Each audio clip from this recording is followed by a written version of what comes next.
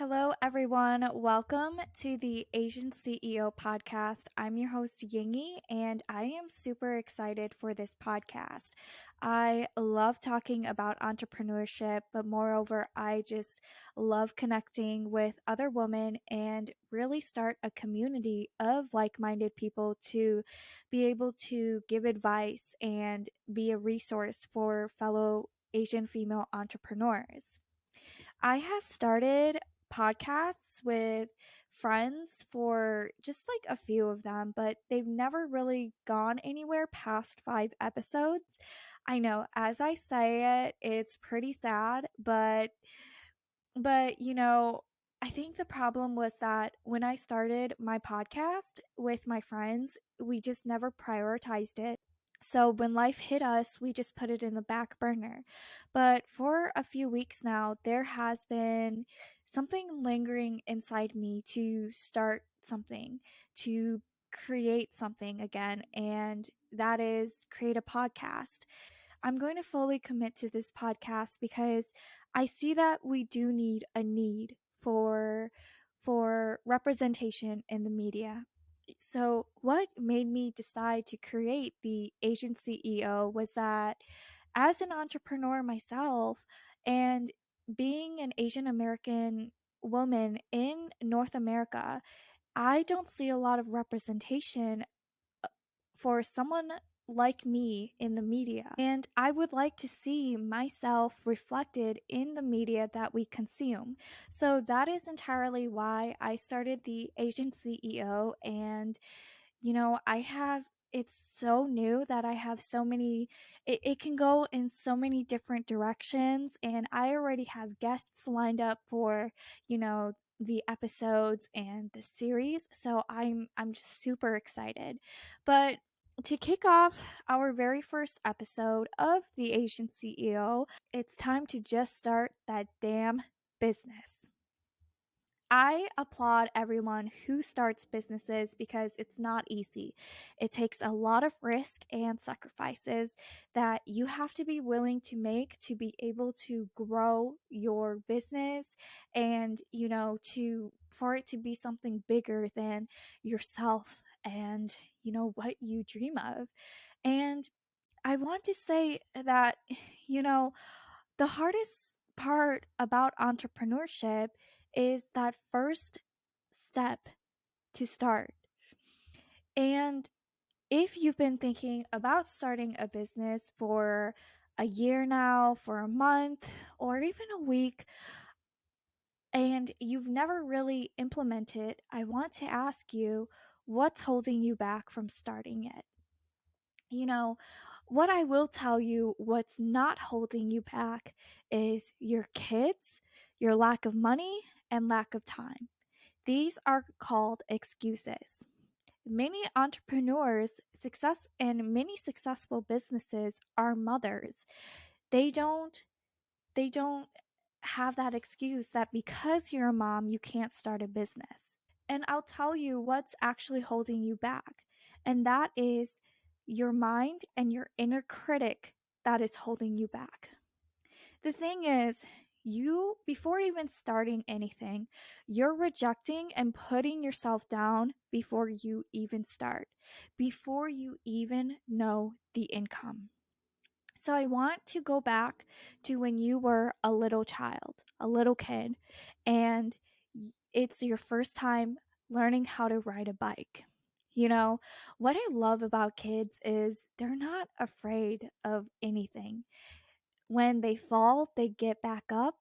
When they get rejected, they'll find a way to succeed. And when you first learned how to ride that bike, you knew that you would fall and you would somehow get hurt. And you're not going to be able to ride that bike the first time your first try. And if you did ride that bike your first try, I applaud you too because you're very talented. But it probably took me about a month before I started to learn how to ride a bike. And I was going to fall and I was not scared of it. I'm assuming that you were not scared about falling off a bike as well. So I want to ask you, why did you get up? You could have given up and just stopped learning how to ride a bike, but you didn't. You kept going and going and going until you got it. And that's because when you set your mind to something and when you set your will to something, you will achieve it. You did not put up any excuse of, oh, I can't ride a bike. I can't. You know what? Every day until you learned how to ride that bike, you got up, you got outside, and you did it. So, starting a business, I want you to bring your inner child to your business. Entrepreneurship is risky, but it's also rewarding. And there will be lots of ups and downs in starting a business, but you just keep getting up. One of the top reasons why we don't start a business is because if we fail, we think that everyone is going to judge us. They are watching every move and they are waiting for our downfall. But the honest truth is, if you fail, no one is going to judge you. Everyone is so busy with their lives that they don't have the time to judge. It's all in your head. Your inner critic is telling you that. And the other main reason why we're not starting a business is because it's oversaturated. How many times have you told yourself that? Oh, I'm not going to be successful at my business because there's so many like my business already. I get it. It can be scary to stand out from the crowd. It can be scary. But keep in mind that there's only one of you that makes you different. I came upon this podcast called The Table with Anthony O'Neill, and he had a guest speaker, Sean Anthony, and they were talking, and what they were talking about really struck me. So they were talking about how everyone is doing the same thing. You know, there's a lot of podcasters or a lot of restaurant businesses or hair businesses. But the only difference is that you and only you were designed to teach a group of specific people. And Anthony said, when you're quiet, you're not just hurting yourself, but hurting the people who need your message. And that struck me. That is what made me start my business. And that is what actually helped me start the Asian CEO. You know, there's a lot of podcasts that focus about women and businesses. But if I can reach a specific group of people, I am happy about it. You know, with a certain audience, we change our tone from different friend groups or, from friends to work, coworkers, and we'll use certain slangs. But these certain slangs and accents and tones that we use and how we talk will only reach that specific audience that other people cannot reach. You know, before I started my lash business, I was told that there were so many of it in my area. The lash industry is oversaturated, so it was going to be hard to be successful and gain clients. But I wasn't scared. I wasn't scared because I knew what I can bring to the table that my competitors don't have. Once I had clients coming in, they told me that they were looking for someone like me. They were hopping from lash artist to lash artist, finding someone that they can connect with and that they liked their work. And to date, I have one of the top 5 most popular lash salons in my city within 1 year of starting my business. Imagine if I didn't start. And imagine if you don't start. Someone out there needs you. You are doing yourself a disfavor by not starting. I want you to ask yourself, are you afraid of failure or are you afraid of success? The thing about failure, the beautiful thing is that you can learn from it. You can learn that, oh, this route didn't work, or this marketing funnel was bad, so we're going to pivot and try something else that will bring more leads in. With failure, you're more knowledgeable. Or you find that business is not for you, and that's okay. Entrepreneurship is not for everyone, but you don't know until you try. And what's not talked about enough is people pivoting from entrepreneurship to a 9 to 5 or a corporate job.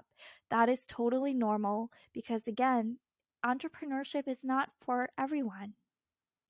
So it comes down to, are you afraid of success because you haven't seen it?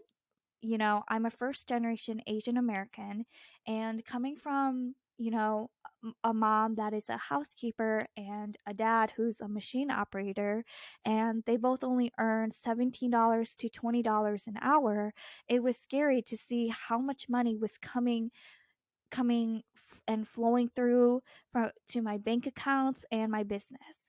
It was the most money I've ever seen. Anything over $3,000 was scary to me.